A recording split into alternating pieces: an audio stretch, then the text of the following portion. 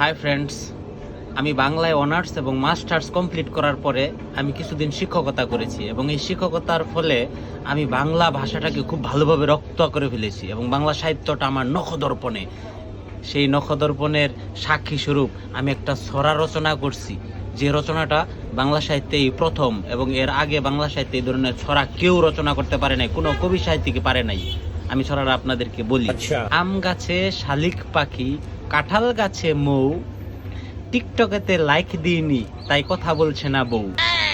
এটা আমি এই প্রথম আবিষ্কার করলাম। বাংলা ভাষায় এই ধরনের আর কোনো ছড়া এখনো পর্যন্ত চর্যাপদের আমল থেকে এখন পর্যন্ত কেউ আবিষ্কার করতে পারে নাই। এই ছড়াটা আমি আবিষ্কার করলাম। কেমন হয়েছে বন্ধুরা?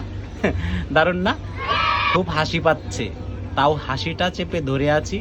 বুয়েট আমাদের বাংলাদেশের সবচাইতে ভালো ভালো ইঞ্জিনিয়ার উৎপাদক যে প্রতিষ্ঠান, যে ফ্যাক্টরি, যে গোডাউন থেকে বের হয়ে আসে ভালো ভালো ইঞ্জিনিয়ার, বাংলাদেশ প্রকৌশল বিশ্ববিদ্যালয় টেসলার মডেলে একটা রিক্সা মডেল ডিজাইন করছে। টেসলার মডেলে একটা রিক্সা ডিজাইন করছে, যে রিক্সাটা নাকি ঢাকা শহরে চলবে। কি ইনভেনশন! ওরে বাবা, কি আবিষ্কার! অসাধারণ!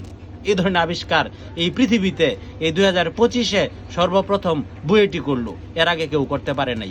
বুয়েটের এই যে প্রতিনিধি দল যারা এই টেসলার মতো করে একটা রিক্সা উদ্ভাবন করলো, যে রিক্সাটা জাপানে উদ্ভাবন করার কথা ছিল সেটা বাংলাদেশের বুয়েট করলো। এজন্য বুয়েটকে একটা নোবেল পুরস্কার বা অটোমোবাইলের জন্য সর্বোচ্চ পুরস্কার কোনটা আমি জানি না, আপনারা জানেন, ওইটা দেয়া যাইতে পারে, বা ম্যাক্সাসে পুরস্কার দেয়া যাইতে পারে। ধন্যবাদ বুয়েটিয়ানদের।